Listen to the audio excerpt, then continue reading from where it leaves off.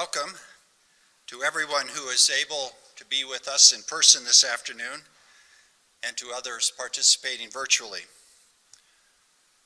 I'm Lyle Rulofs, the 9th president of Berea College, and it's my great honor to be part of a celebration of a truly remarkable person.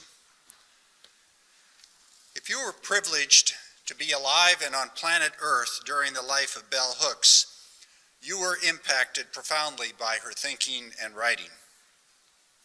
I think of Bell as the first great intersectionalist, the thinker who famously drew attention to the interrelationships that are the foundation of our nation's political and social system, with her memorable characterization of it as the imperialist, white supremacist, capitalist patriarchy. But she didn't stop with pointing that out with all the asperity that anyone could have mustered. She also figured out the answer to this deep flaw in our society and shared it with us in her book, All About Love. As she put it, love is a combination of care, commitment, knowledge, responsibility, respect, and trust. If you have all of that, you cannot be an imperialist, or an unconstrained capitalist, or a white supremacist, or in any way oblivious to all the disparities and cruelties in our society around the full rainbow of gender identities. It truly, truly is the answer. Importantly, anyone can aspire to a bell hooks sort of love, even a white, cisgendered, male college president. And if you knew Bell and she knew you, you'd better be trying your best to do that. Many of us were privileged not only to share the planet with Bell, but also to know her personally. Each of the speakers today will share what was special about their relationship with Bell. She was so very generous in all her interactions. When she chose Berea as the place she wanted to live out her life, she intended to really connect to the people of this town, to get to know Bereans from all walks and stations in life, and to have a meaningful impact on them. And she did that. Every time I went out with her, she would be greeting as friends people I didn't know. These are the people that together make up our little town. So we should all know them, even if the college and its people are claiming most of our attention. We don't really, though, and she did, really. And of course, even while living in this little town in Kentucky, she remained in deep and more or less constant engagement with the most important thinkers in the land. It will be such a treat to celebrate this very special life through the recollections and appreciation of a selection of those friends. So again, welcome, and I ask Linda Strong-Leek to come to the program, or come to the podium and get us started.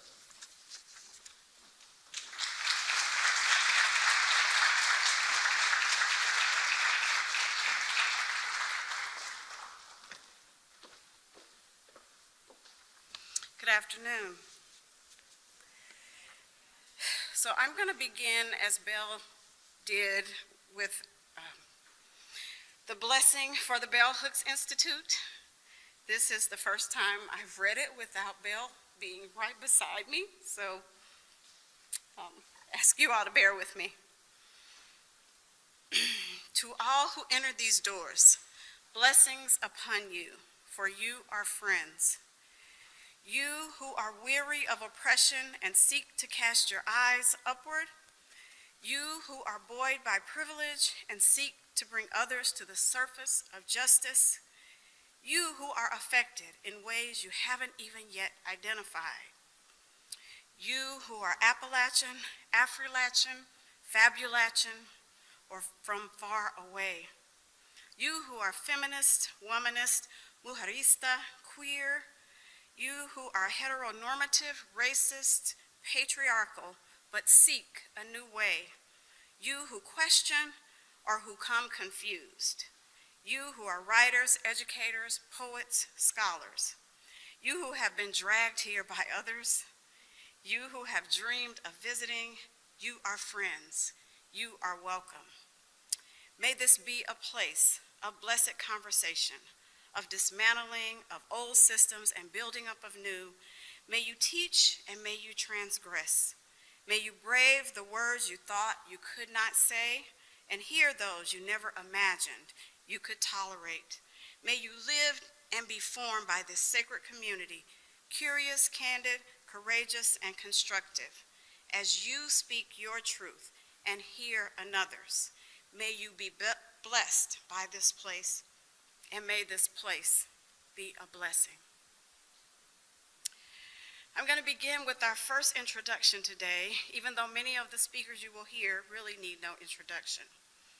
We begin first with our feminist icon and a dear friend of Belle's, Gloria Steinem.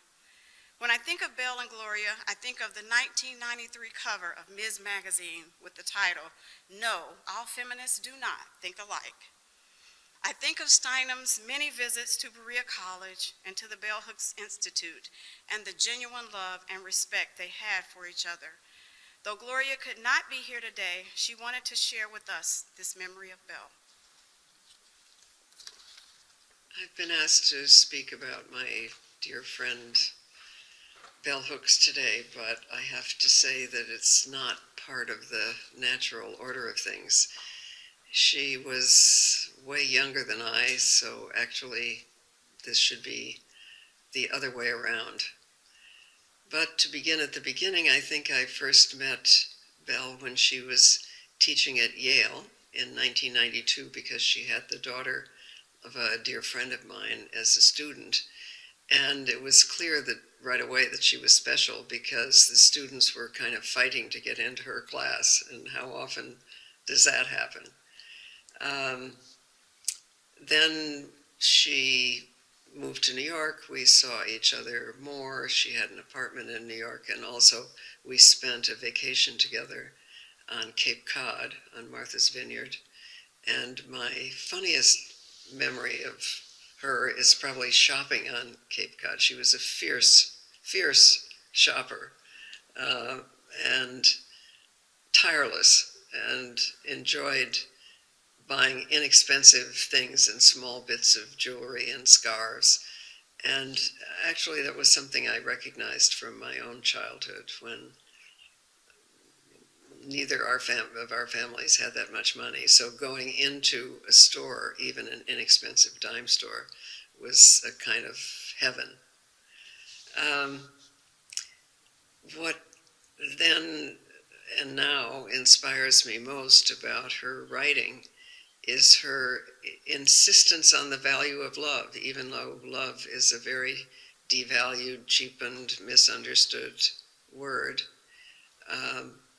But nonetheless, she took it seriously. She wrote about it. She showed that it was possible in life, despite patriarchy and despite racism and despite divisions, that a freely chosen relationship was possible, and that was revolutionary because it meant freedom, true freedom. When Belle was not so well, and she was confined to her couch in Berea, she, of course, attracted and was loved by and was cared for by faculty members and students and family members and friends. And she reminded me of a captain of a ship on her couch in the living room, communicating with distant shores, pretty much the captain of all she surveyed, even though she must have been very worried about her health, as we all were. And, of course, because of her sitting there on that ship of her own couch, she brought so many disparate people together over the years. If I had to pick one of her books that was the favorite, I think Ain't I a Woman, because Bell takes on the idea that a revolution can exist for women, which is not a popular idea. And also in All About Love, she dares to see a revolution in which such a trivialized word as love becomes deep and important and powerful because it can bridge all hierarchies. She also said that you can teach by being in the world as much as by the books you write.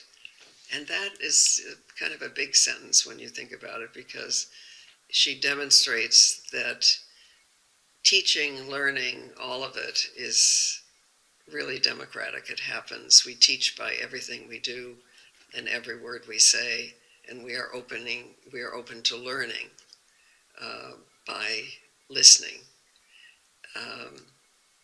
But she was fierce when she described the adversary to you. She would always say, the white capitalist racist patriarchy. Now, I mean, let's face it, that includes that, and she would say it all together all the time, so it definitely included everything. Therefore, she understood that given all those hierarchical exploiting forces, love is a radical act to both to love ourselves and to love other people as unique individuals. Now, sometimes I think to myself, in particular situations, or any situation, what would Belle do? And then I try to do it. I mean, one literal example was that we were both invited to speak at a big conference, a women's conference that gradually fell apart because of divisions among the organizers and never happened.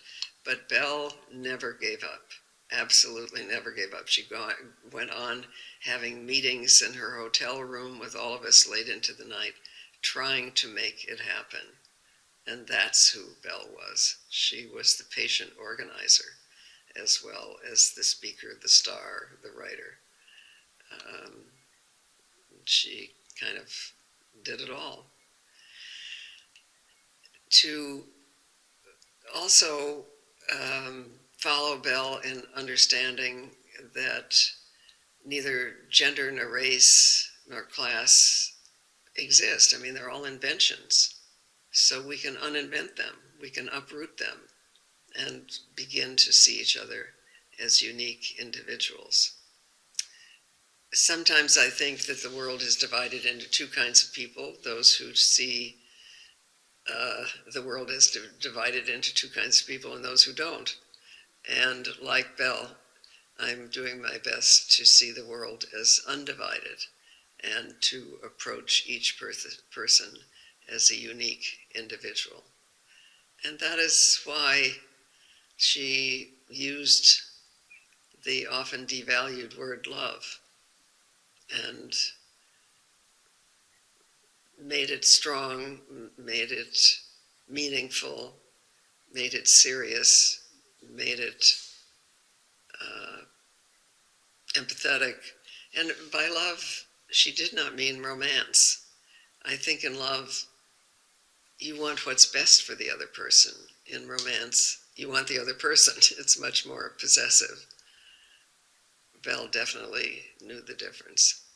She knew how important it was to be loved and to feel valued as your unique self.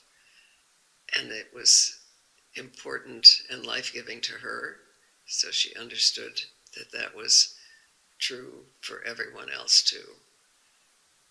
Love has been a devalued word, but Belle gave it back its value.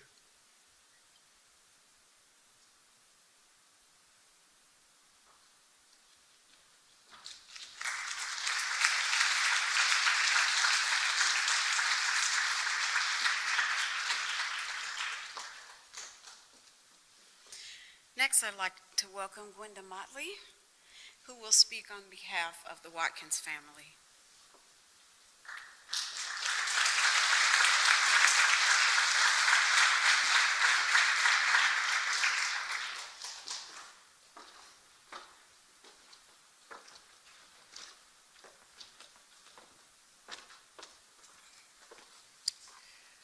Good afternoon. Thank you, Linda. And thank you, President Roloff and Berea College, for this opportunity to join with you for this memorial tribute to honor someone so dear to all of us. On December 15, 2021, and so many days after, and today, and even in the days to come, the world will mourn the passing of bell hooks. But also on December 15th, 2021, and every day after, and even today, and the countless days ahead,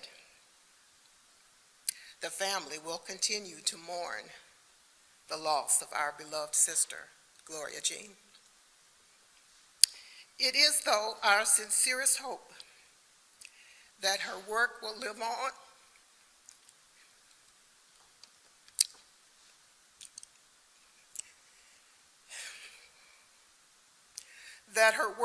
on in the hearts and minds of those who believed in her, those of us who found strength in her words, and those of us who are unashamed to bear witness to her love that truly made an impact around the world. On behalf of the family, we pray that through not just Berea College, but especially Berea College, future generations of scholars and students and even lay people will come to know our bell hooks and to recognize the true impact and significance of her literary contributions left to us, because I believe she would be, and want us all to be, all about love. Gloria Jean Watkins, also known as Bell Hooks, yearned to be loved. She yearned for a beloved community, and she yearned for mankind to return to love. And we just believe that she tried her very best to live by John 13:34, a new commandment I give to you, that you love one another. And she reminded us every time she didn't answer that phone when we called. And we heard her reminding us every time that all awakening to love is spiritual awakening. A common theme in the hundreds of expressions on social media after her passing was rest in power, bell hooks. Many even said rest in peace, bell hooks. From the family, I would just like to say, rest in love, Gloria Jean. For you deserve a love, you deserve a love that can lift you higher than you've ever been lifted before.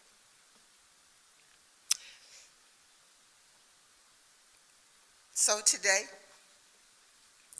and tomorrow and the days ahead, if you would like to honor bell hooks, then let's not forget to love. Thank you.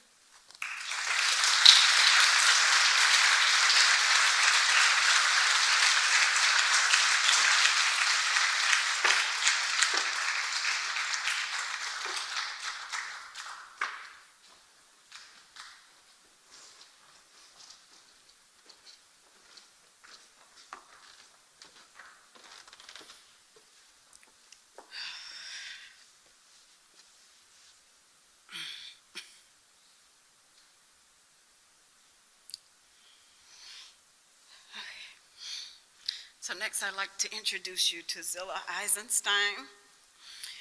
Zilla Eisenstein is an emeritus professor of politics at Ithaca College. She shared a long and deep friendship with Belle. Though she could not join us today either, she sent remarks to share. To be with you all today so that I could feel the warmth and love that Belle both created and always people responded to. But I have another death I must attend to.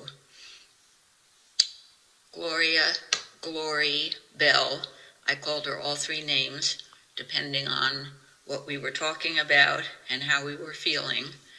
I met her when we were in our 20s, me in my mid, her in her earlies, and actually it was at Haverford College at a panel that Hortense Spillers had organized. Angela Davis had just come out of prison, and the three of us were supposed to speak about the racism in the white women's movement. And that was my first meeting with Belle. We became very close and stayed close through more than 4 decades of everything. I don't remember a war I've been through, except now for the Ukraine war, without Belle. The Afghan, the Iraqi, other forms of war, the neoliberal takeover of the academy, the gay-straight split within the feminist movement, the white domination of the mainstream women's movement, the whole question of what is sexual freedom, the issue of the relationship between the personal and the political. And actually that was a major theme of our friendship. I often was pulling towards the political through the personal, and Belle, as you well know, was pulling from and with the personal to the political. And we had our differences. We sometimes yelled at each other, but hardly ever. We shared clothes a lot, and often after a big debate, we would send each other a scarf. So we talked about clothes because we dealt with our bodies always. Belle, particularly in the last decade of her life, was struggling with her own, and having been through issues of cancer and incredible illness on my own part that Belle was always with me through. We had an honesty about how we had to take care of our bodies and yet fight our bodies, and always think about female bodies in the struggle that was also dominated by issues of race and gender and class. I had just stopped my camera to ask myself, what would Belle want me to say here? How would she want me to remember her? And I think that, well, I know that all she cared about was the truth. So what I think I want to say here today, to recognize and to really commit to a friendship that went through enormous struggles, both between ourselves and between the world that we occupied, that these are some of the main points that I want to leave you with. And I've just written a few of them down. As Belle declined in her last years and often felt alone and forgotten, I told her she would always be present in the lives of women, especially Black women and girls, who she taught how to talk back, how to see their commodification and reject it, to demand to have space in the center and come in from the margins, to demand the love they deserve, to reject their exploitation. She wrote embracing love and always looking for it while being uncompromising about misogyny and capitalist objectification. She was insistent about how her Black self was always simultaneously constructed by racism, by sexism, and capitalism. If she thought you compromised with any of these systems of power, she had no forgiveness, but she was not rejecting, but rather unrelenting in the struggle for her and all of our freedom. When she chose to criticize Beyoncé for being complicit with exploitation rather than feminist and liberatory, she painfully suffered the criticism of some Black feminists.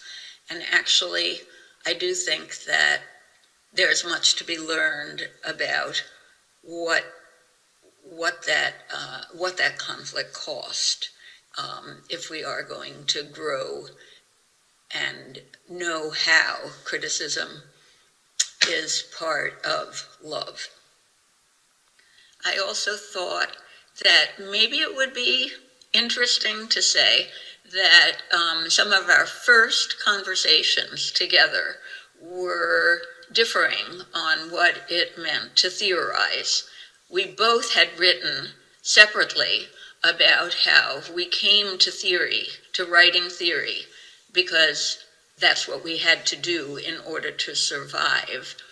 And Belle felt as though personal voice was theoretical, whereas I often argued with her that it is, but that it must be tied to outer elements of constraint and structure to give it the status, in some sense, of theory.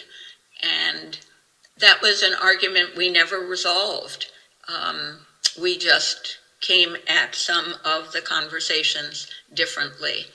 When she wrote Feminism is for Everyone and asked me what I thought of the title, I did say to her, feminism is not for everyone, and I remember saying to her, that sounds pretty, in quotes, liberal to me. Given the power structure, feminism is not for everyone. But again, she made her way in that argument, which has actually been embraced in enormously important ways. And then I think I want to end with this. Of course, I was teaching as Belle was for much of our lives. I taught longer in the academy than she did. And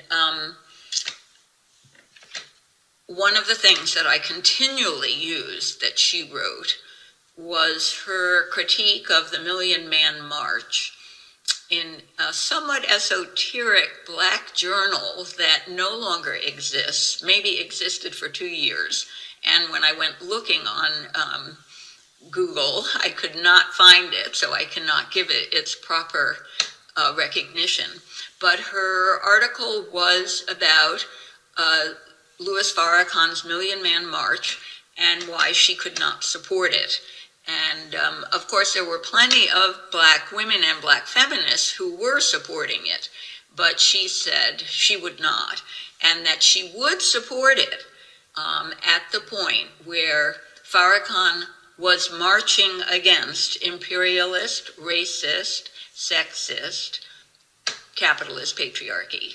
She said, when you say that that's what you are fighting against, I will stand with you and by you, and I will even go into the kitchen for you, she ends, if you stand with me. She was uncompromising in what she believed, and her love was extraordinary for me in the friendship that I lived with her. So not goodbye to Belle and Glory and Gloria, but the next time I read you, I will feel your presence. Thank you to everybody.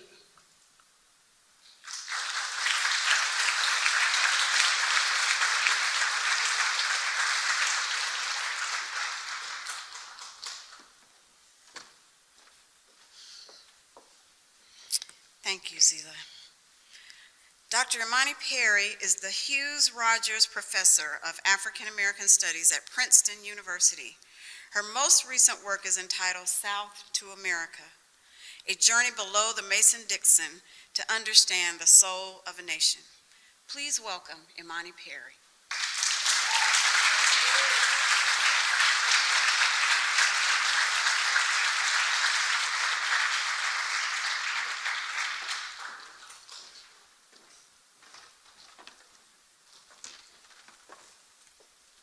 Good afternoon. I've asked my son here, Isarab, who is 15, to begin with a poem of Gloria's. Appalachian Elegy by Bell Hooks. Hear them cry, the long dead, the long gone. Speak to us from beyond the grave.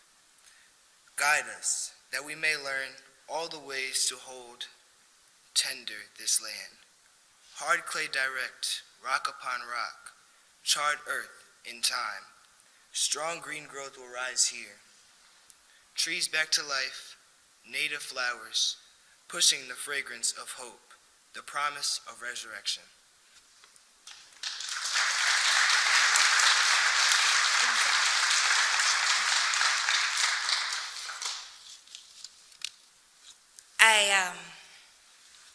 I first met Gloria when I was a teenager. I was an intern at South End Press. And I don't know, not that much older than Isa, I don't know what I did, but I am eternally grateful for the way she shone her light upon me at that age, and the tenderness and love that she gave me all along my journey. Okay. Grief is my familiar. In the second decade of this century, beloveds of mine died one after another, and the saving grace was this young man and his brother. And then the third decade of this century, as our private griefs grew public, with the global pandemic, in the midst of that, we lost people both dear and globally precious to us. So we're here in Memorial, and in memorials, the living do the work of organizing our grief and shaping a path forward from it that holds on to the one we lost and also honors them. And, so when I thought about today, I had the great benefit of being able to share with Gloria in the long-form version. I gave this talk about her in her presence 3 separate times, and so I'm not going to give that. So I've talked about how much I adored her, but I wanted to talk for us today about what I think for her are the 3 movements that we ought to go through in our grief. And the first, of course, is a kind of lamentation, right? And in the Bible, it was Jeremiah, the prophet, the weeping prophet. He lamented his way through words, warning about an impending demise of a people who were failing spiritual purpose. And she did that for us often. She was, in some sense, a weeping prophet as well. She walked us through the wounds, through the violence, through the cruelty of our lives. She lamented the exploitation and domination that we encounter, but also what they made of us. And a prophet's life is never easy. She was often hurt. She felt at times underestimated and neglected. And on the one hand, I think at moments that she underestimated how much the world regarded her, how much the world loved her. Although I hope from the other side she is now smiling at seeing that she's yet again on the New York Times bestseller list for weeks and weeks on end. But it's also true that she was punished in the logic of academia for doing work that was spiritually and politically grounded, right? For doing work that betrayed the conventions of imperial scholarship. And I lament how much this hurt her, and I lament that the Guild didn't adequately recognize her. And at times I feel incredibly grief-stricken that perhaps it seems she left this earth without knowing fully what it meant that thousands upon thousands of young people came of age emotionally and politically through her words and got access to a theory that they would not have had access to otherwise because of the ways that theory is so often presented. I also lament this: in the difficult work of living, we often lose connections, friendships wane. There are beloved connections that she and I shared that sometimes, some of which weren't reforged because of the difficulties of living, and I lament that sometimes people forgot the sweetness that was at her core. I lament no longer hearing her high-pitched voice that always had laughter rolling through it. I remember the first time I heard her voice, and I knew who she was, and I was like, that's her voice? It's just absolute sweetness. I lament that I will never again braid her hair. Fine and wavy like a child's into long plaits. And I will never forget, and how I tried to convince her to have a different braid style. I wanted to do cornrows going back, and she was like, that's not sexy, Imani. I need the braid to come down into the front. And then beyond lamentation, I think it's also a moment for praise for her presence. The time we had her on this plane, and after her passing, praise came from so many quarters, but none greater than that from her former students. I have a friend who had studied with her at Yale, and he would often say, his name is Steve, she changed his life. And so for literally 3 years, he kept saying to me, I'm trying to write this letter to Gloria, but it has to be right, and I need your feedback. And I'm like, okay, well, give me a draft. And he said, I'm not ready yet. And, he couldn't find the words because he couldn't capture how significant she was to him. But even for a person who, and he's a quite loquacious person, but who couldn't quite find the words to capture how extraordinary her impact has been. And then and the Korean-American novelist Min Jin Lee, who wrote a lovely piece about having been her student when she was at Yale, I want to quote a paragraph because of that piece, because I think it speaks to, it's a testament to her impact upon her students. She wrote, in college, I did not imagine that I could be a fiction writer. The wish to make art seemed like some incredibly expensive store I could never enter. Nevertheless, no matter what I would do with my life after graduation, Ain't I a Woman allowed me to recognize the dignity and power of living privately and publicly as an immigrant feminist of color. At the time, I did not yet know of Kimberly Crenshaw's brilliant term intersectionality or Claudia Rankine's vital concept racial imaginary, complementary and significant theories for understanding present-day lives, but as a young woman, through Hook's work, I was just beginning to see that everyone needs theory, and we need it like water. Her students described her as someone who loved them, that they followed her content in the classroom in part because they trusted her care so deeply. And she, one of the stories I love from former students of hers that I know is that in New Haven, she had students go out onto the streets of New Haven, that most Yale students are told to stay away from, and read poetry to the people. Right? For her, public intellectualism was not limited to big stage publics. She wanted people to interrogate who they were as they learned to not only know, but to become, and that the knowledge acquired was to be put in the service of our collective well-being, right? And when she coined the term, there's different variations that have already been spoken, but white supremacist, hetero-patriarchal, imperialist, capitalist domination, right? She gave birth to a branch of comprehensive social criticism of the sort that our young people are insisting upon today, which is why they are still inhaling her books. Right? Now the young people have come ready to meet what she set forth for them. I was not Gloria's student, formally speaking, and though we were in the same line of work and I read her work voraciously, my relationship to her was much more of a home one. She was like an auntie to me. She teased me, she hugged me, we laughed a lot, and for me, that's the greatest praise I could give. She kept her home ways, and I needed to know that was okay in this line of work. Okay? And though she left and returned to Kentucky, she carried it with her through the halls of academia, across the oceans, and now to the other side, where she will meet the ancestors and be one for us to hold on fast to. The third piece, grieving and lamentation and praise, and as has been stated before, the necessary piece is love. The greatest of these is love. She taught us love is an action, never simply a feeling. Right? I'm about to end, but I'll just say it's hard to get to Berea, Kentucky, I have to tell you. But I wanted my feet to be in her homeland with my baby, to testify to the deed of love that she offered for us. Love in action, not sentimental or Pollyannish, but is the hard work of deconditioning ourselves from being selfish and self-abusing. And that's something that's made real in our relations to the world, not just in politics, but in the most intimate behavior.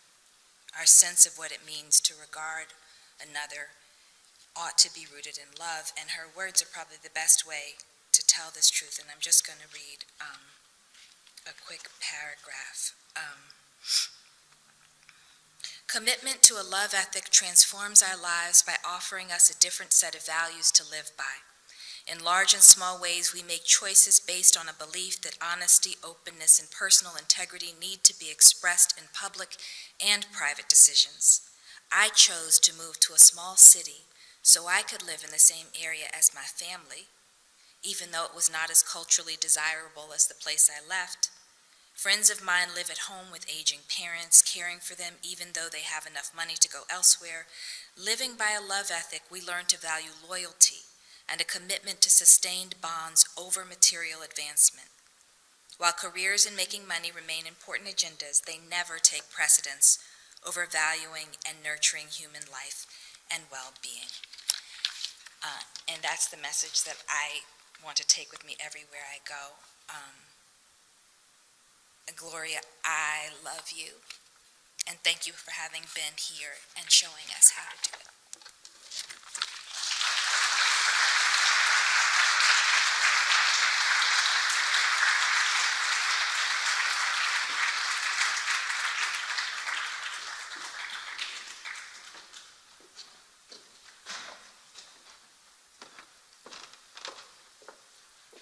Thank you, Imani. Now I'd like to introduce one other person who wasn't able to be with us today. Paul Gilroy is a sociologist and cultural studies scholar and is the founding director of the Sarah Parker Remond Center for the Study of Race and Racism at University College London. Paul's mother, Beryl Gilroy, who was Guyanese, was the first Black teacher in London. Excuse me. She was the first Black teacher in London, and I had the pleasure of meeting her several times at Caribbean Women Writers Association conferences. Let's hear from Paul.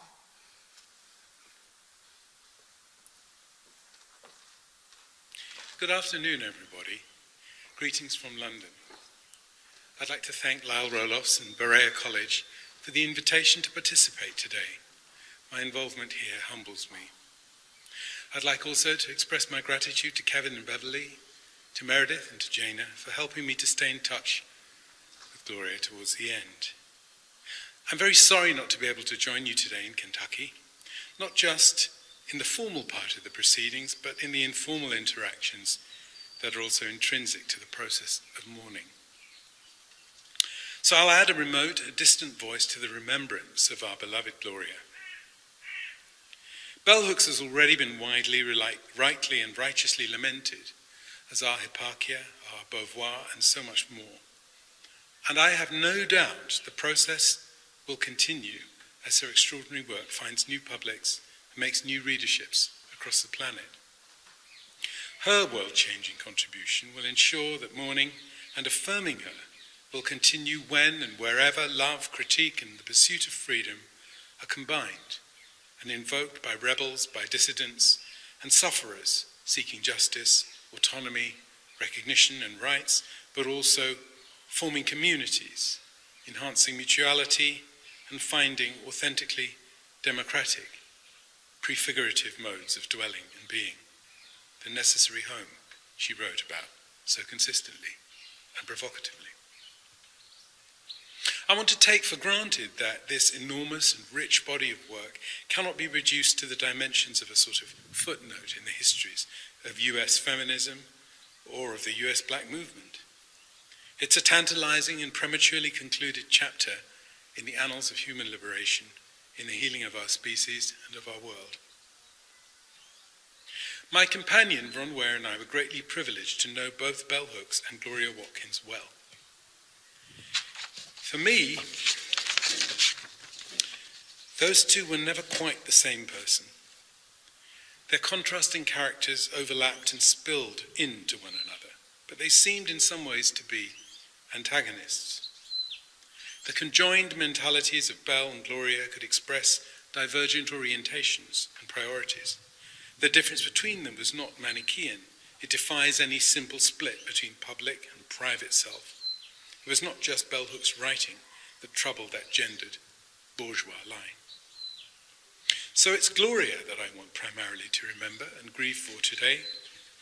And I speak not only for myself, for my immediate family, who are all changed by her entanglement in our lives, but also for her various friends in London, for Karen, for Isaac, for Mark, Luke Daniels, Philip Dodd, and various others living and dead.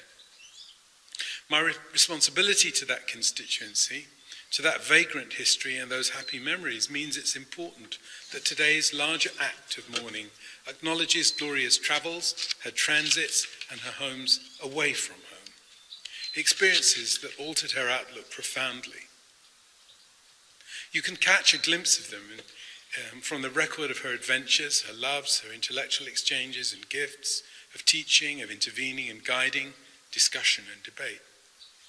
The TV shows she made in the UK and in the Netherlands provide glimpses of that. She had happy stays at the Pen Club in Bloomsbury. She spent wonderful and important time with people that she visited in other parts of Europe, who are also, I think, today, and since her passing, grieving for her. Her dear Marijke in Amsterdam, Rosie, Anneke, and the other Gloria in Utrecht. I want to affirm her value to Ron and to myself as a surrogate parental presence in the lives of Marcus and Cora. And most precious to me are the memories, the happy times she passed in our homes, particularly in this garden, touched today by spring's first breath. I'm glad that Gloria led me astray. She challenged me to think and say things I wouldn't previously have been bold enough to express, and to find ways I would have never dared to employ in order to articulate them. My life was greatly enriched by her fearlessness. Her open approach to her own life, her principled refusals and calculated transgressions taught me that we had only to be loyal to our best visions of how healing could take place, of how the world might be made more hospitable and habitable for black women and girls, of course, but for all the survivors and victims of trauma and violence, processes that were always conceptualized on multiple scales. How that world might be made safer for the exploited, the wretched, and the down-pressed, and better for all kinder and gentler, and therefore more vulnerable souls, committed to following the difficult and dangerous paths of mutuality, of peace, and of love. So I would like to remember Gloria not only as a revolutionary thinker and an iconic commentator, but as a compulsive writer who broke their addiction to writing, as a pathological reader and a joker. We should find ways to accommodate her eschew spirit as a disruptive and playful presence, as well as a supremely productive one. I found myself thinking about the fact that she told me several times James Carr's The Dark End of the Street, a queer anthem if ever there was one, had been her favourite song. And it meant a lot to me that she was a music lover, especially of Prince and James Brown. Her enthusiasm for the dance floor should not, I think, disguise the fact that she was also a moralist of an interesting and in some ways peculiar sort, somebody who could orbit Baldwin's attack on sentimental writing while being herself an unabashedly sentimental writer. To my mind, though she loved Kashmir, Gloria was essentially an ascetic person, someone who, like many others in these troubled times, occasionally struggled to uncouple herself from the glamour and distractions of white supremacist, consumer capitalist patriarchy. I cannot unsee the absurd red mink coat that thrilled her in her Little Kim phase. I do wonder what happened to it. She was someone who was intermittently drawn towards the trappings of a celebrity culture that she knew full well was toxic to her health and to her many special gifts and insights. I met Gloria in 1990 on an academic visit, I suppose, to the US, and she was hanging out with Michelle Wallace and Cornell, Ruthie Gilmore and Craig Gilmore. I was taken aback when she cornered me and said that she had come to find me there because she had sensed some sort of kind of kinship between us from reading me. I knew her writing, but my own reading was insufficiently alert to pick up the connections from her own words on the pages, which were, as everybody knows, exceeded immediately and in every way when she spoke them in her whiny southern voice. We all know that she was a soul rebel, funny, scurrilous, and acute in ways that her beautiful and brilliant writing couldn't really hint at. At that time, her notoriety was growing and her absolute intelligence, the restless radiance of that one-off mind, was making some lesser people distrustful, envious, and hostile towards her, and I think that also took a certain toll. Not long after, I visited her in Oberlin, where we sat with her colleague and friend Calvin Herndon, and she first articulated what would later become a refrain. What she laughingly dismissed as the halls of academe were not hospitable to her future-making, world-changing capacity to re-envision, heal, and explain the world anew, to communicate its most difficult truths on a different frequency. I loved Gloria's mind, her eloquent critical consciousness, her ability to read not just texts and films and images, but to read everything, and to speak that lucid critique thoughtfully in ways that people of all kinds could hear and possess. She was, for me, perhaps above all, a teacher who built a unique and practical political pedagogy on foundations supplied to her by Paulo Freire, by her fundamental feminist commitments, and by a complex hybrid spirituality, in which aspects of Buddhism and Afro-baptism were braided with a yearning for tranquility and a deep reverence for nature, though not, of course, for other people's dogs, that had been refined during her time in California as well, I think, during her return to Appalachia. Now we must face the sorrow of living without her and the difference that she made. For me, this new situation of loss means not striving to follow her example, which is obviously impossible, but seeking in the spirit of love she helped us to appreciate, to bring her wild creativity along with us. I fear we will need that stubborn spirit with its ethical commitment to dialogue and mutual attentiveness more than ever in the trials that await us. Thank you.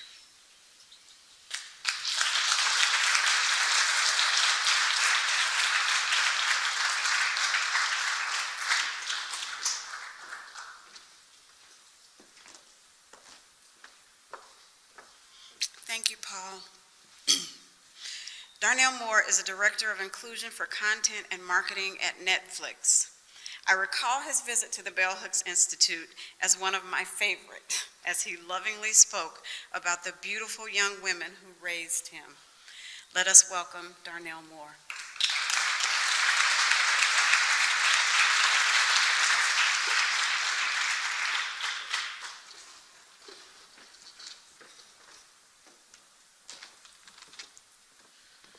And since that time, I think Belle will be happy to know I've been now vice president. You have a person in those rooms who get to quote her, which has been a beautiful thing. In remembrance of Bell Hooks on being human, I met Bell Hooks in October 2014. At the time, I still held an image of her as an iconic writer rather than an enfleshed Black woman full of desire and deep feeling.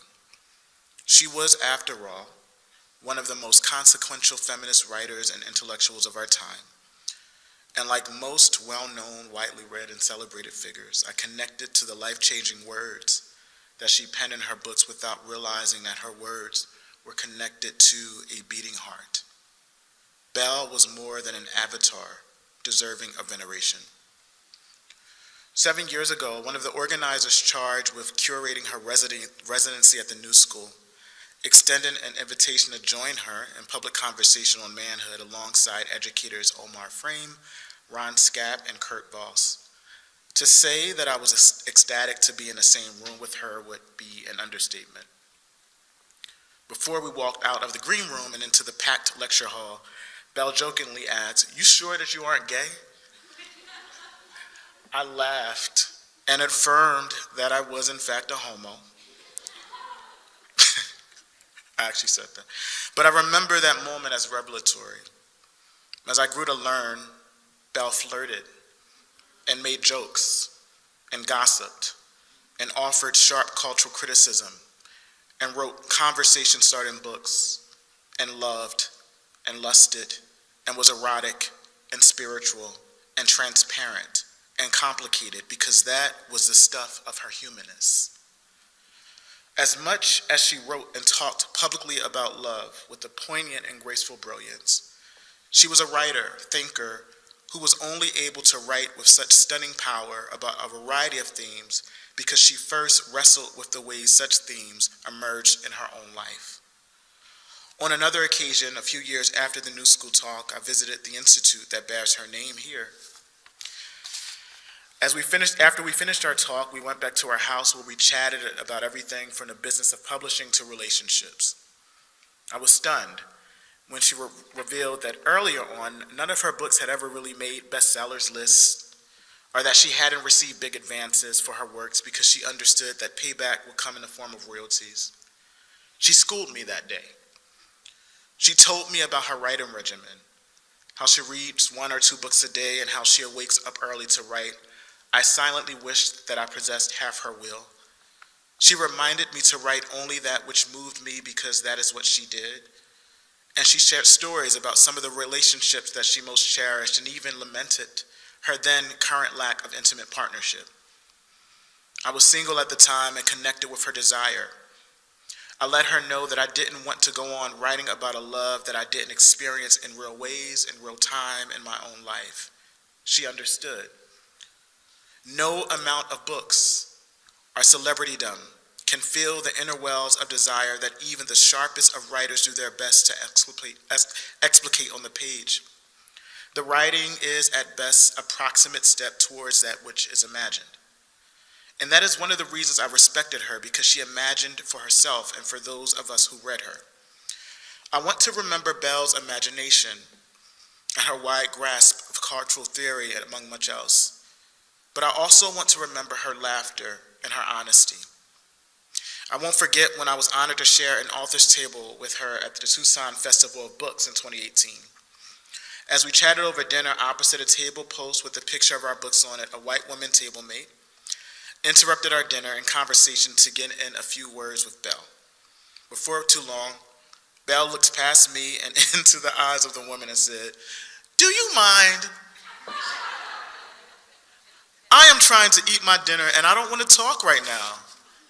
I gasped because she was unafraid.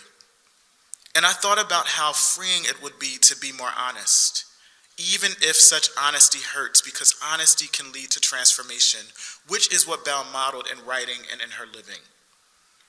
She labored to ensure that feminist theory was connected to a praxis and a way of life. Radical honesty on the page meant the radical living of the words she wrote in her life. I want to remember Belle's living. How she traveled and sat before crowds of people when her body allowed her to over the last several years, in spite of illness. How she would refer to herself, the writer, in third person. How she would spill tea within casual ease in a way that was so reminiscent of a favorite auntie, as our mutual friend Damaris Hill once described her antics. I remember the story she told about building the Institute and how her good friends like Beverly Guy Shefto, who's here, supported her while a few well-known scholars didn't think it was worthwhile to support the effort at all. Belle told the truth. I hope to tell the truth. I know that some of those same scholars might be remembering and celebrating her today because that is what we do. We often only recall the good after the worst takes our people from us. But the gift that we can offer each other in this life or the next is a celebration of the full breadth of one's humanity and her story. Several days before Belle passed, some of her friends traveled to Berea to surround her with presents and love to support her family. I traveled to her home along with Stephanie Troutman and Damaris Hill. Stephanie and I sat opposite of Belle, Stephanie holding one hand and me the other. "You still look good," Belle mumbled. I giggled through my sadness because I knew that Belle's spirit was still animating her mind and body. I sat silently because I couldn't believe that a person who had become a force in the world of ideas, public intellectualism, and popular cultural criticism was soon to transition. And I didn't know what to say besides, "I love you." And I'm forever grateful to have heard her reply, "I love you too." Even in her last days, she taught me a lesson about humanity, namely the truth that we should damn sure live until we no longer can. And should we ascend, there are the records of our living. In her case, there are the words and moments which, if we read carefully, will offer a glimpse into that which interlocking systems of power try to unravel, our relationships to self and to one another. And ain't that a black feminist lesson from someone who talked and dreamt and wrote all about love? Thank you, Belle.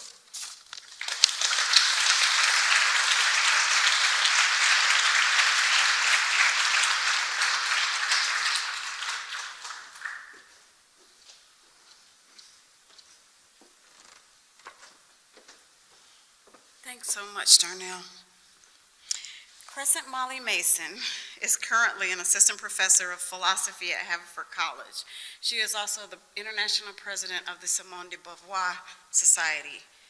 But Belle and I met Crescent here at Berea College when I hired her to replace me in Women and Gender Studies. One of my fondest memories of Belle and Crescent was the day Cornel West visited the BHI. We began that visit with Keith Bullock's powerful voice singing in Belle's living room, "There Wasn't a Dry Eye in the House," and ended at my house with a soul food dinner prepared by yours truly and dancing with Cornel and Belle to old school R&B music prepared by my husband, who used to be a DJ. Welcome, Crescent.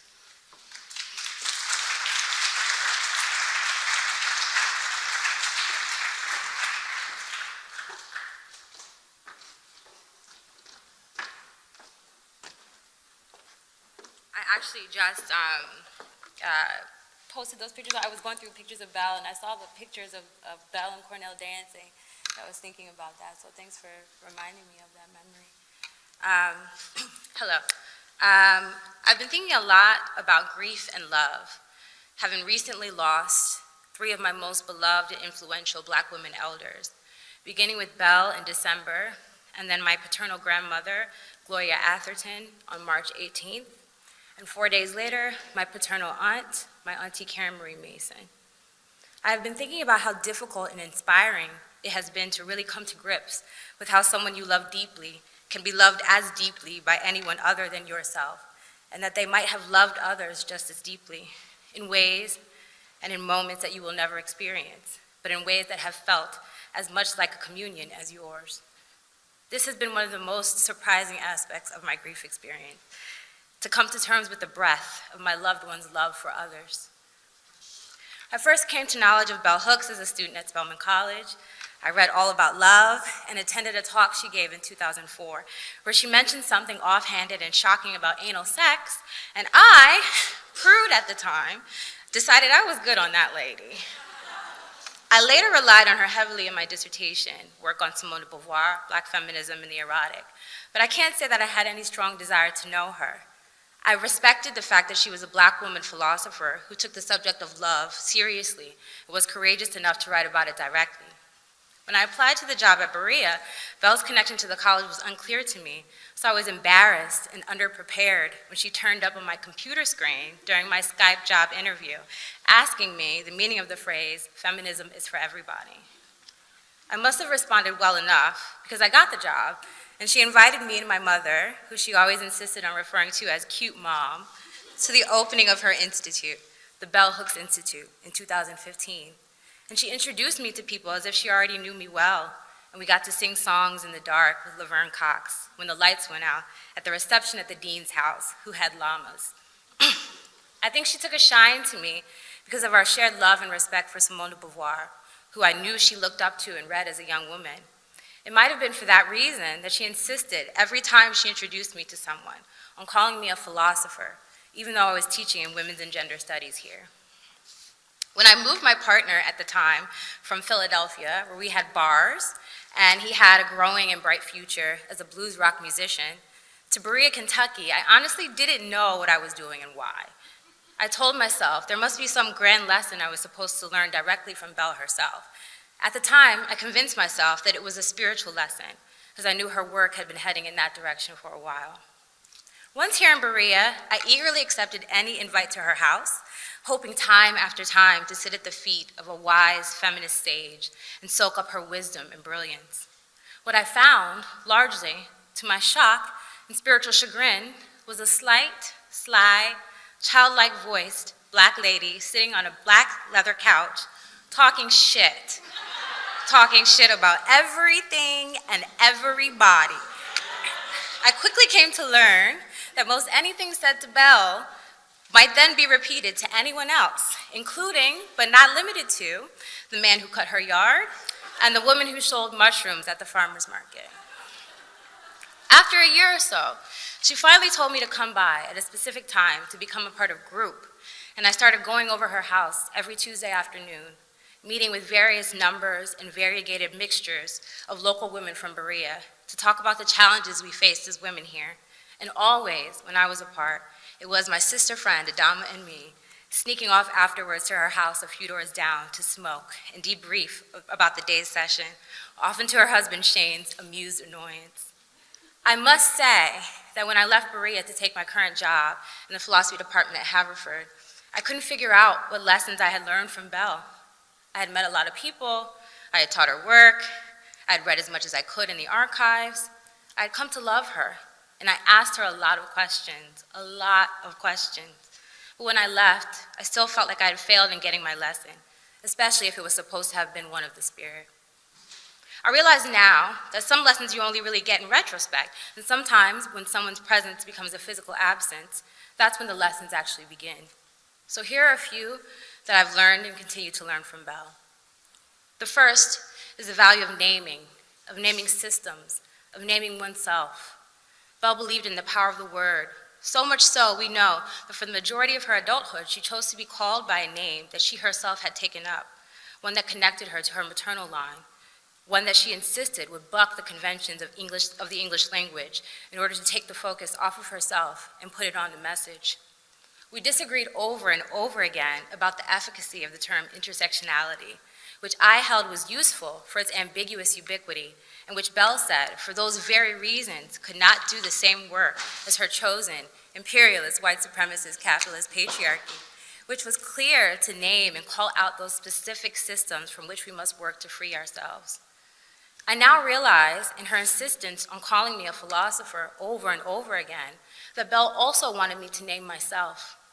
She writes in her essay, Belle and Beauvoir, True Philosophers, quote, "In the racially segregated world of my growing up, the only time I heard the word philosopher was when I was mockingly called that, sobriquet, when I was being deemed too serious about the world of ideas. Although I never told anyone, it gave me great pleasure to be called a philosopher when I learned that the root meaning of the word was lover of wisdom," unquote. She wanted us to share that claim to wisdom, that claim to philosophy. She wanted me to announce myself, to take up the name that had been so often denied to Black women thinkers like us. In August 2020, our first pandemic year, Belle allowed me to spend a week with her, recording between 20 minutes and an hour and a half most days of interviews about her work and her life. Each day, me and my lover, Koom, audio engineer, went to her house and sat with her, bringing her offerings of trinkets and food. Her health was not good, so a friend of mine named Kevin sent me with some honey and had me bring her some flowers.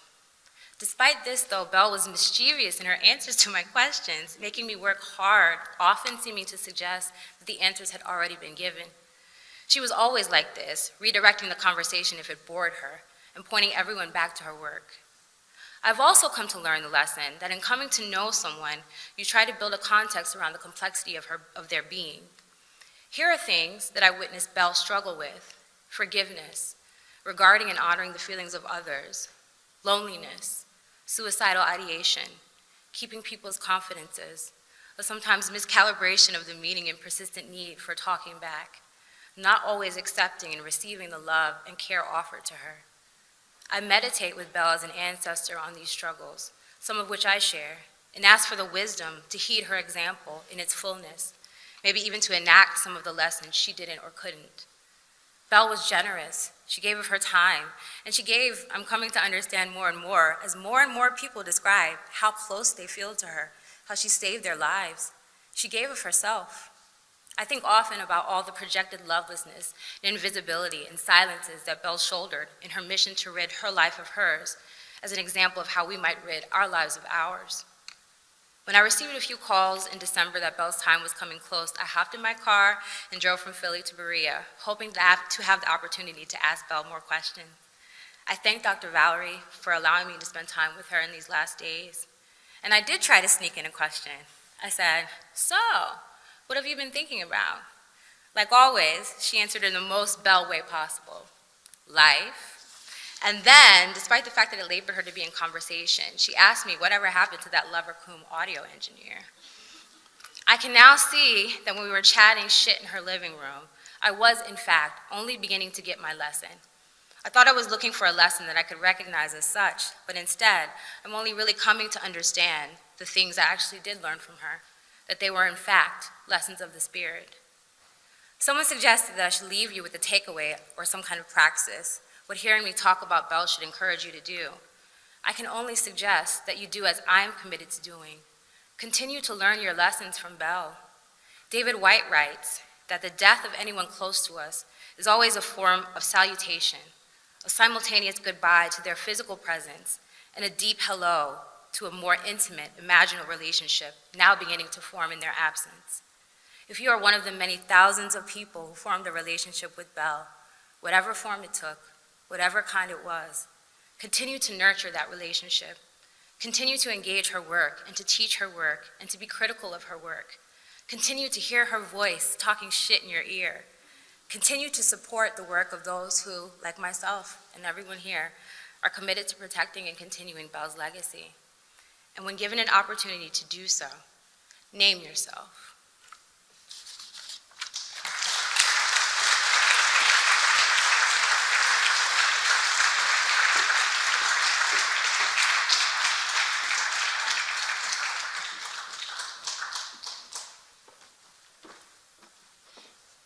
Thank you, Crescent. Kevin Garner came to Berea to care for and learn from Belle as part of his Buddhist practice. They traveled together, and we actually ended up having to call him Belle's Kevin because there are a lot of Kevins around here, including my husband. So we had to find a special name for him. Kevin's favorite book he shared with me of all time is Bone Black. Let's welcome Kevin.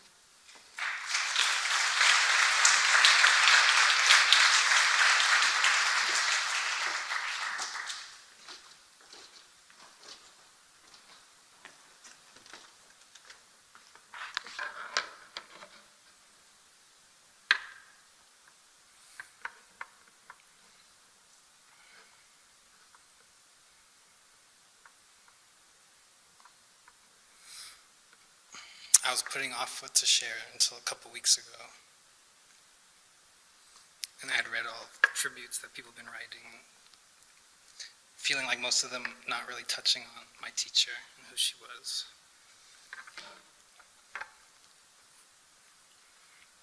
felt like more what everybody saw in her, which is nice, but not necessarily true.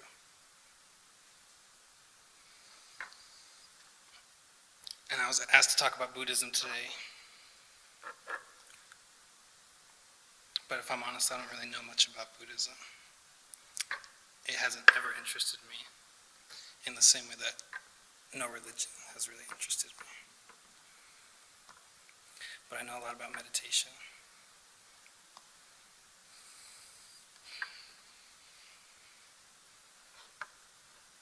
That interests me. The same way I never liked church, but the Catholic chanting was intriguing. And I liked the organ, and I liked when the buildings were empty. I liked how it made me feel, even though I didn't really understand anything about Catholicism. And we only went on Christmas here and there. I liked the rituals, the jewelry. I liked making the cross on my body. I liked that nobody talked. Everyone was quiet, somber. Later on, we'd go to Christian churches, and I hated them. They had rock bands, and it was loud, and people were happy. I remember thinking people were stupid. I'd sit there judging everybody, making fun of them in my head. I'd read the Bible and make fun of the stories. Belle would get upset at me when I'd tell her, and said we shouldn't laugh at holy books. It seemed fake, even though I couldn't say exactly what bothered me. It was just a feeling.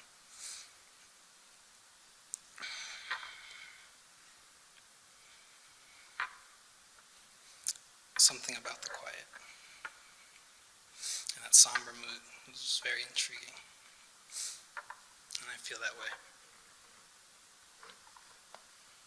When I first read Belle, I was really scared. I wondered how I could be so cowardly. For weeks, I'd wander around in a panic, torturing my family with questions she had asked, because I knew that they didn't know. The same feeling when I'd read Baldwin, or when sitting in meditation with my teachers. It felt like she spoke to me, and I was upset, and I was afraid that nobody had spoken to me like that before. And it felt scarier that maybe they had spoken to me, and I didn't listen. The overarching feeling that I'd missed something, that I was in need of remembering, in need of guidance, and the thought of what else am I missing. In meditation practice, which is how I met Belle through my love teacher Sharon Salzberg, sometimes these moments are called awakening experiences. When stumbled upon with your own guidance, they mostly feel great, like a gift or an invitation to open. You can try out a new way of being. When in the presence of teachers who know about impermanence, who know about the impermanence of the body, the awakening experiences might happen much faster. They will force you. Belle forced me. And they'll know how quickly you can go. They'll know how much you can take. Like we found each other for a reason. And in contrast to dominating teachers who hope to control you and show you that you're not like them, that they know more than you, loving teachers will show you again and again that things are not so simple. You are no better. You're no worse. Maybe you're just in need of remembering. Some company. As a kid, I saw something scary, and it was confusing. And when it was over, I remember how quiet it was. It was so loud, and then it was so quiet. And even the noises got quiet, and crystal clear. And the crunch of things being squished, and leaves rustling, and there were flies. And I remember the cemetery and the spectacle of the cemetery, but entering the mausoleum alone, it was quiet. And I could say what I wanted because nobody could hear me. And I liked that, and I liked that it was easy in the quiet. But then I left and I forgot about it, and only every once in a while would I have those same feelings where things had been loud, and then they became quiet, so I could hear myself. Learning how to meditate from my first teacher, I was made to sit still in silence. It wasn't as nice forcing myself this way, but every once in a while I'd stop struggling and I'd find I was at home again. As I kept practicing, it got easier to be quiet, feeling the space and home quality. Only during the times when I'd stop practicing did it get hard to be quiet again, and the spaces between feeling home would get farther between.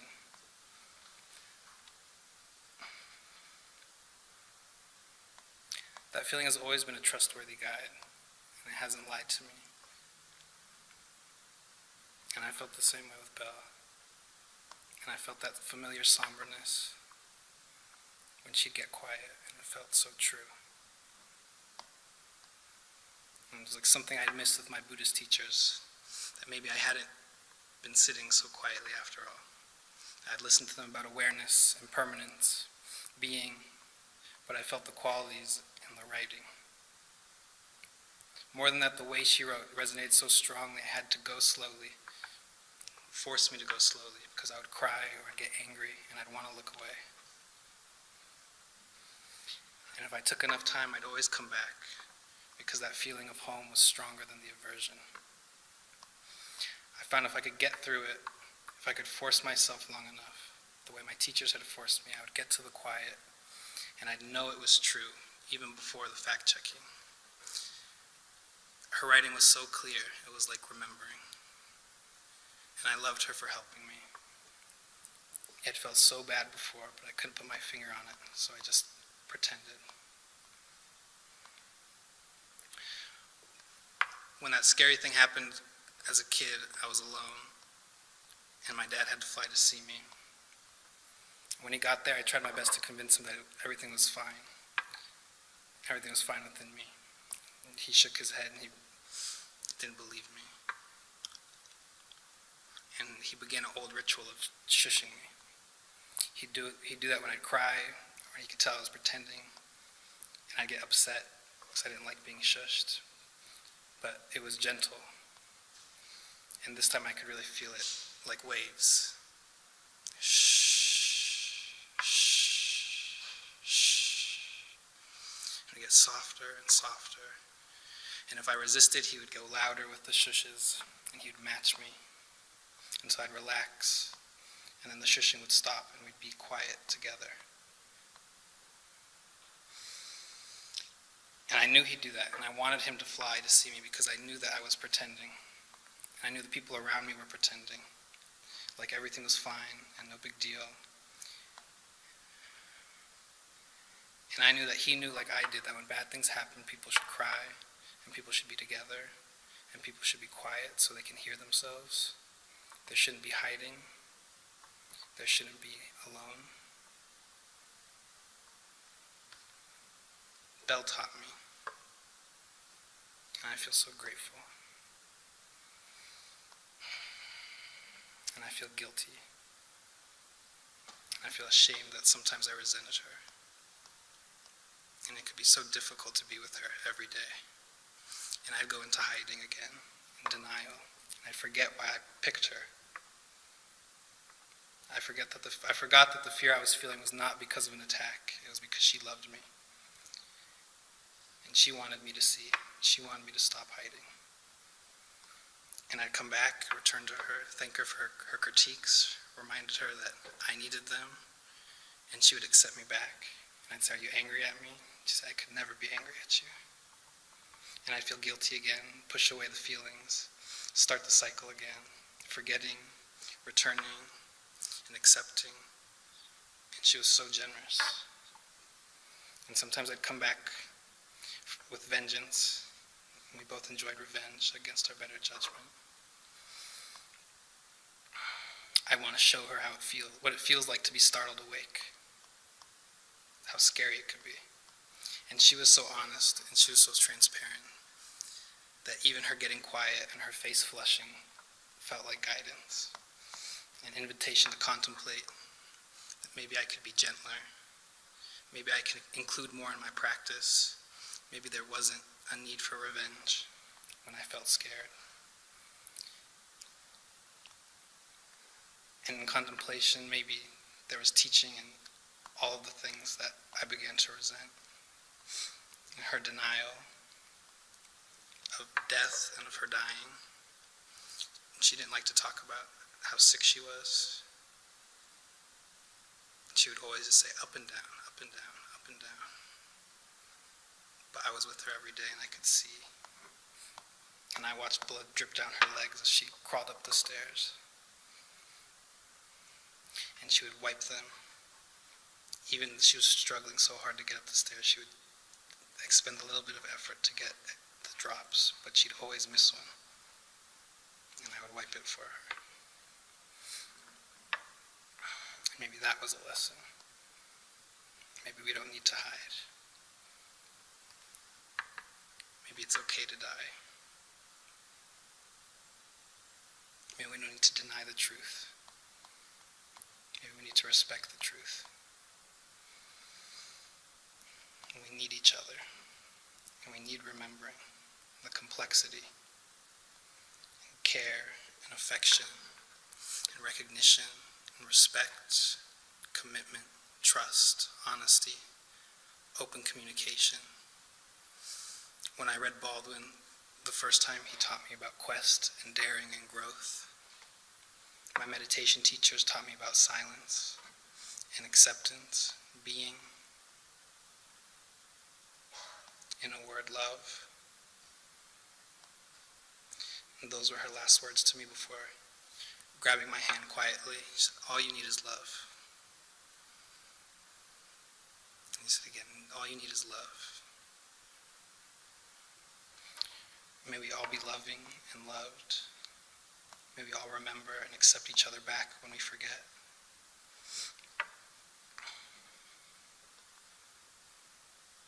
Her teacher, Thich Nhat Hanh, talks about reincarnation. And usually within Buddhist circles, reincarnation is confused, or at the very least confusing. He said, if you think I'm only this body, then you have not truly seen me. When you look at my friends, you see my continuation. When you see someone walking with compassion, you know they're my continuation. The cloud does not need to have a soul in order to continue. There's no beginning and no end. I will never die. There will be a dissolution of this body, but that does not mean my death. I will continue always. Thanks.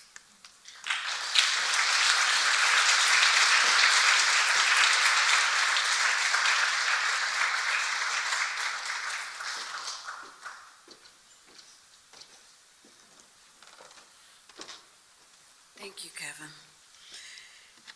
Paige Billman is the kind of student every faculty member dreams of. Brilliant, kind, thoughtful.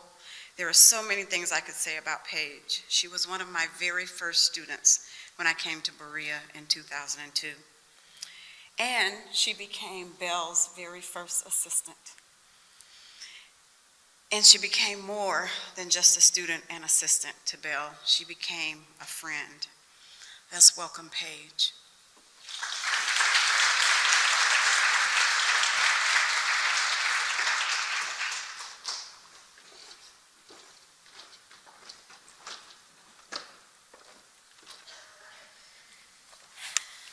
Y'all, that is a hard lineup to follow, I gotta tell you. And I feel like I don't really have any credentials to be standing up here. And that's the best reason for me to be standing up here, because Belle was not a person who loved people for credentials or for accomplishments. But like many of you here today, and many obviously across the world, my life has been deeply impacted by the written word of Bell Hooks. I also had the great fortune of 17 years of what I would call a quiet friendship with Belle.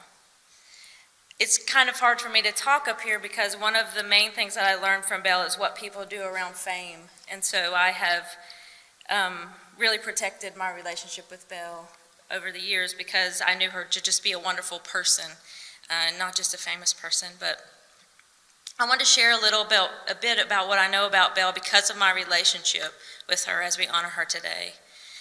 I want to highlight the consistency between her writing and her life and avoid the trap of making a saint of a person whose way of being was in many ways one we can all emulate and should emulate. I met Belle when she came to Berea College in 2004.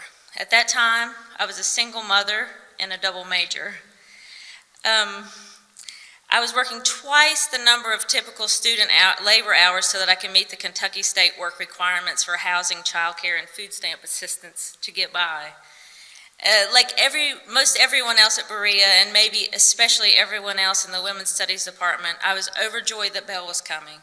But I was also a little shy about it, and I was prepared to let other students with more freedom and more confidence vie for the position of Belle's assistant. I interviewed with her anyway at the urging of my supervisor at the Writing Center, and when I went to talk with Belle in her little office in Draper, I quickly made a classic interview mistake and mentioned being a single mother. But as I remember it, we spent most of the rest of the interview talking about my 3-year-old son. And I think that was actually a big part of what sealed the position for me, because Belle loved kids. So I learned in that first conversation that I should not expect typical responses from Bell Hooks. As Belle's assistant, I helped arrange details of talks, drove her to and from the airport, typed up handwritten documents for her, which was challenging, and helped organize and archive some of her papers. I got to sit in on many conversations that were reserved for faculty and staff, and to see the way that she made the most distinguished professional squirm with her challenging theories and ways of being.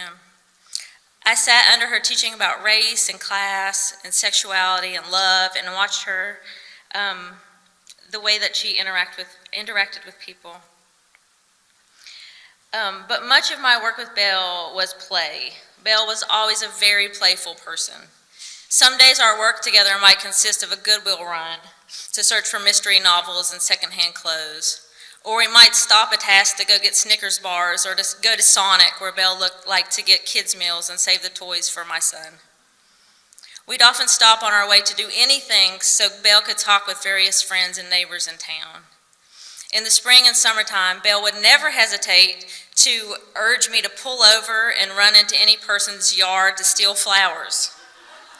I swiped countless blooms of hydrangea, peony, and zinnia from Berean flower beds. The bed vases before Belle's Buddhas were never empty in those days. We usually worked out of Belle's house, where there were lots of visitors and often music playing in the background, from Sweet Honey in the Rock to the Gospel of Aretha Franklin to Leonard Cohen's 10 New Songs. Once I moved away from Berea to pursue my own graduate studies, Belle continued to be a close friend to me. We shared letters and phone calls and visits. She cheered me in my academic and professional accomplishments, but most importantly, she continued to challenge me and encourage my growth as a parent, in my relationships, and in my intellectual life. I was fortunate to be present for the opening of her institute, for other events there, and for the dedication of her papers to Berea College. Over many years, her values and ways of being in the world proved to be consistent. As we Appalachian folks are fond of saying, Belle, in the best sense of this phrase, never got above her raisin. I can say without hesitation that I never saw Belle relate any differently to a person of power and prestige than she did to a neighbor or a student of any social class or background. I don't think I can say that about any other person I've ever known. To get kind of biblical with it, Belle was not a respecter of persons based on their status.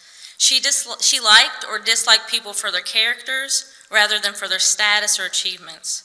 Both her praise and her critiques were genuine and freely shared. In my longing for comfort in the weeks after her death, I returned to Wounds of Passion and All About Love, and was reminded of her fierce commitment to honesty, which is something a lot of people have mentioned today. I was reminded of that commitment and newly awed by the ways I witnessed that play out in her life. She held everyone to the high standard of their best selves. I've been stung by her words about my choice of outfit or romantic partner, just as I've been bolstered by her compliments about my intellect, heart, or earrings. With Belle, I could always trust there would be no bullshit. Belle also maintained a humble relationship to money and success. Her financial success seemed to be an ongoing surprise to her, and she worked to find the most ethical ways to have and use money. She held an admirable tension between generosity and thrift, For example, she would give me stacks of her books, taking time to sign each title page, but would haggle with the unsuspecting clerk at the thrift store to save 25 cents on a scarf. If you're from Kentucky or any other Appalachian or southern state, especially the rural parts, you know the significance of Belle coming back and staying here to live and work. Her choice to come and be with us, to stay with us, and to have faith in the goodness of people here cannot be underestimated in value. In a region where many progressive people who find success out-migrate, she stayed, despite struggling with some of our undeniable social problems and her own periods of loneliness and alienation. In her dedication to her home place, Kentucky, she lent courage to so many of us doing the same, working to create more loving, just, and inclusive communities across the region. For Belle, there was no discernible boundary between theory and action. She was a practitioner of love. She got her hands dirty and her heart bruised in her efforts to build a beloved community. She was never the kind of intellectual or writer who did her work from a safe and inaccessible pedestal. She got down into it with the rest of us. It would be a disservice to her and to her friends and readers to present her as a person who did the work of love perfectly. None of us can do that, and she never pretended to. She struggled in relationships like we all do. Her forthright way of being sometimes offended people, and she had to do the work of reconnection and reconciliation at times. But I can testify for myself and for other regular folks I've talked with in these last few months that she never stopped working to grow in love. I was able to visit with Belle last November, shortly before her illness made conversation nearly impossible. She was already sick, really sick, but still open-hearted. I cherished the talks we had across those 2 days. I had not seen her in person for over 2 years because of the pandemic, but I knew her health wasn't good. When I left, I was even more worried about her than I was before I came. She was adamant in her insistence on autonomy, the freedom to care for herself and to be at home, but it was clear she needed more help than she was accepting. During our visit, we talked about the people she loved and longed to see and be with. She talked openly about her fears of loneliness. I listened to the Leonard Cohen song Boogie Street on repeat in my car after I left her house, the place that I'd first heard that song. And I found myself captivated by the lines, "So come, my friends, be not afraid. We are so lightly here. It is in love that we are made. In love, we disappear." I hoped that she would be surrounded by love and care when it was her time to go. When I came back to see her again a month later, she was no longer able to insist on independence. And wonderfully, so many of those people she said she wanted to be with her were there or had just been or would be. She had her creature comforts, the gifts for people who knew her well, chocolate and juicy fruit, soft black skirts from Beverly, her favorite t-shirts always clean. The people she cherished were there to take hold of her hands, her lovely, long-fingered writer's hands, as she left this world in the same spirit of love she spoke of and taught about. From her sisters to Linda and Kevin and Chris and Meredith and Timmy and Libby and Stephanie and so many others, I realized with gratitude that she had done it. She had built a messy and perfect, committed and full-hearted beloved community around her, in both the most immediate and the widest sense. I'm deeply grateful that I got to be a part of that circle. May we all, with her courage, commit to loving each other so well. May her words continue to light the way of love and justice for all of us.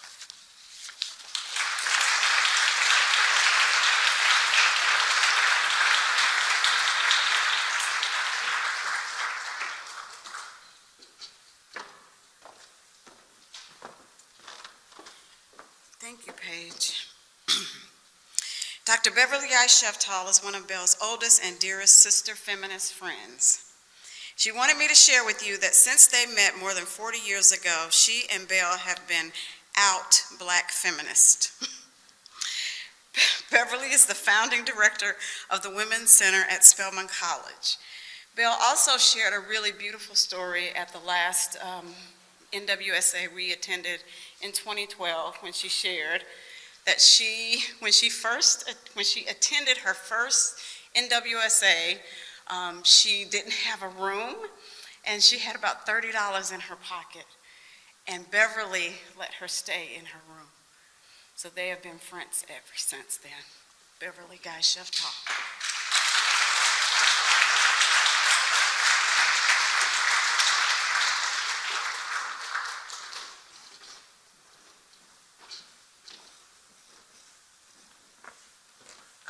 say I let her stay in my room. It was a raggedy dorm, the NWSA, and I let her sleep in the single bed, and I slept on the floor, and we talked all night that night and talked for 40 more years.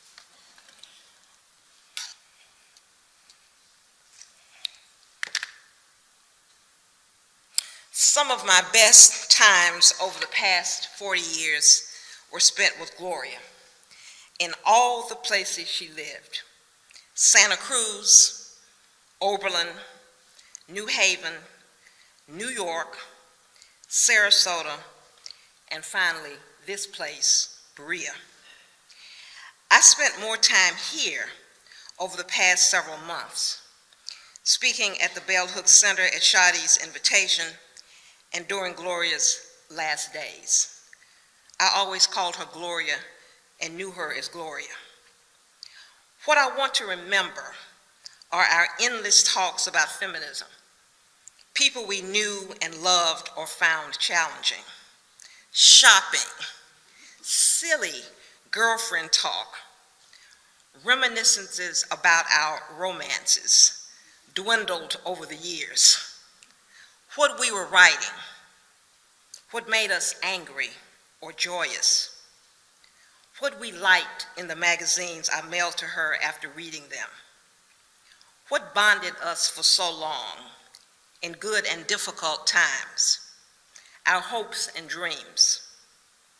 A frequent question she asked me over and over was, "Are you lonely?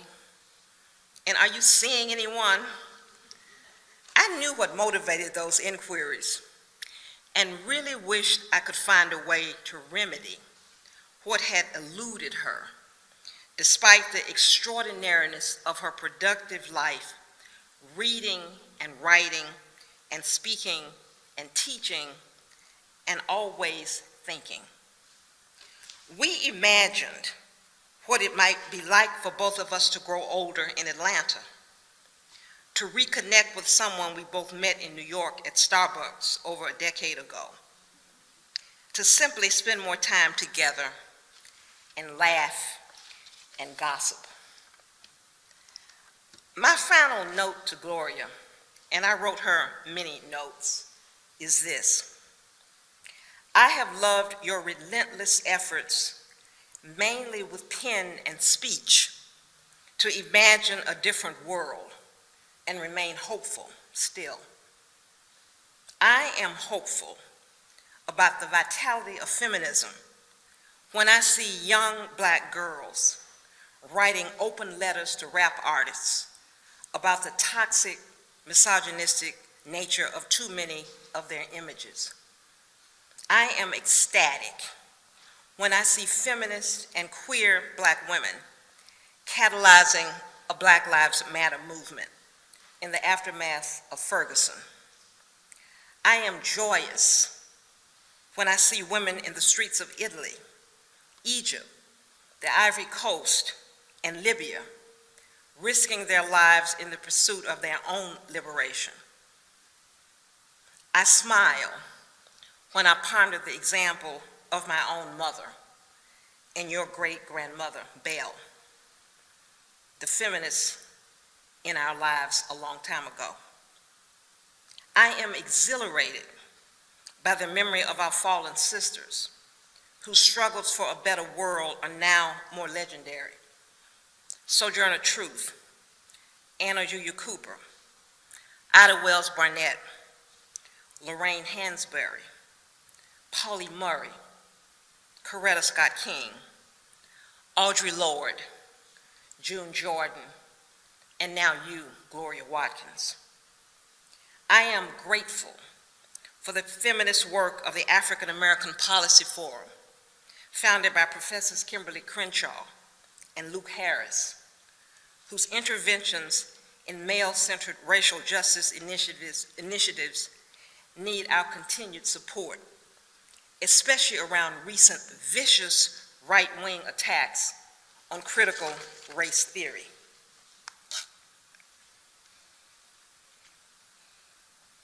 If I had just one more visit with Gloria, this is what I would say to her. You cannot imagine how much you are loved and how you have impacted so many lives all over the world. You would be amazed at how often we are saying your name. I am still not entirely sure about the decisions you made during your final months here, but I am at peace with them and know that you are in a better place. I hope that when my time comes, I will remember your clarity, your humor, your sweet times with loved friends, and all of the many ways you said to all of us goodbye. I miss you, Gloria, every day, and I will love you forever.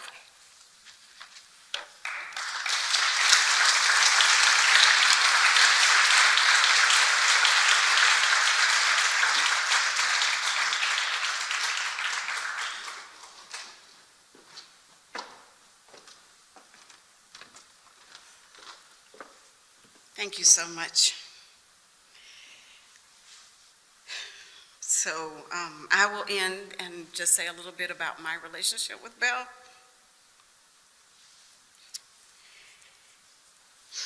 Bell Hooks was my friend. I don't say that lightly. Our friendship was something I rarely talked about to people who were not close to me because I never wanted to be one of those people who wanted something from her, who were just biding their time until they made the big ask for what they wanted all along. Our friendship happened naturally. It started with a once-a-week lunch meeting and evolved into a 2, sometimes 3 times a week lunch meeting, coffees, phone calls. I never expected that one of my best friends in the world would be this feminist icon. This person who taught me so much about life and love and self-care. Belle and I shared many things. A love of good old-fashioned Southern food, especially my mac and cheese, my sweet potato pies and greens, and my special baked beans. We also loved hot fudge sundaes from Dairy Queen and often shared one because Belle loved to share food with the people she loved. I can't sometimes believe that she loved me, but she did, and I loved her. Belle and I had many things in common. We were both sassy little Southern girls who talked too much, who often talked back, who loved to read. We both had 5 sisters.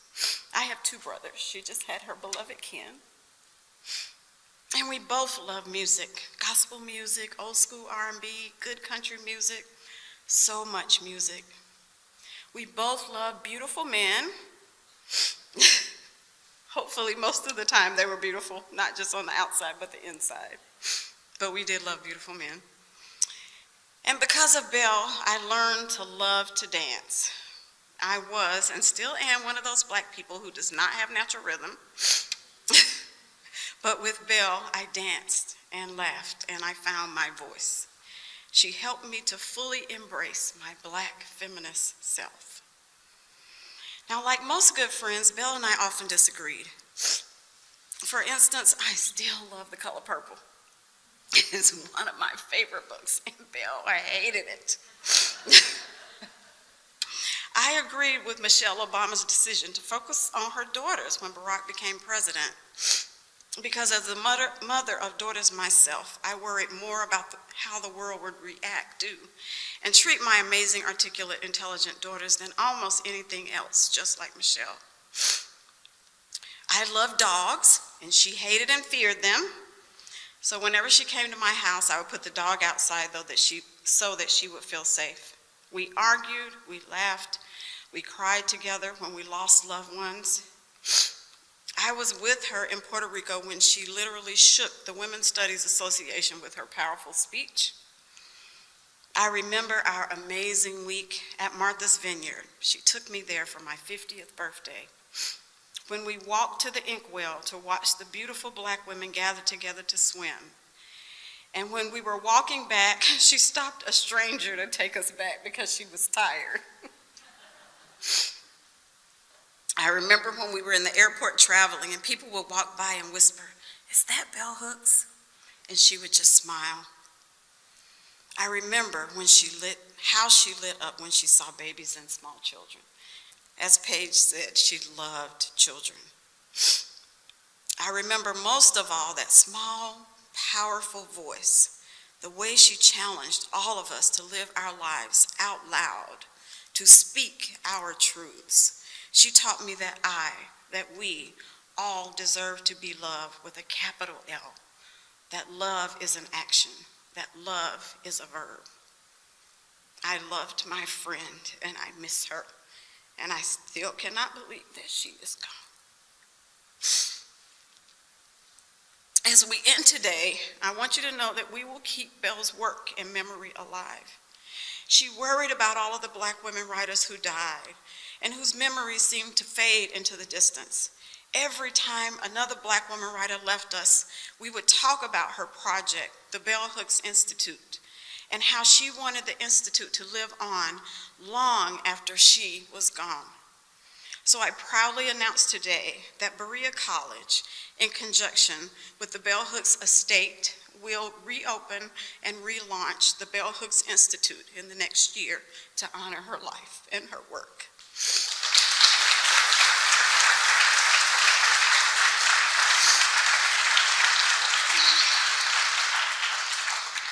My dear sister friend, you will never be forgotten. Thank you all for being here today.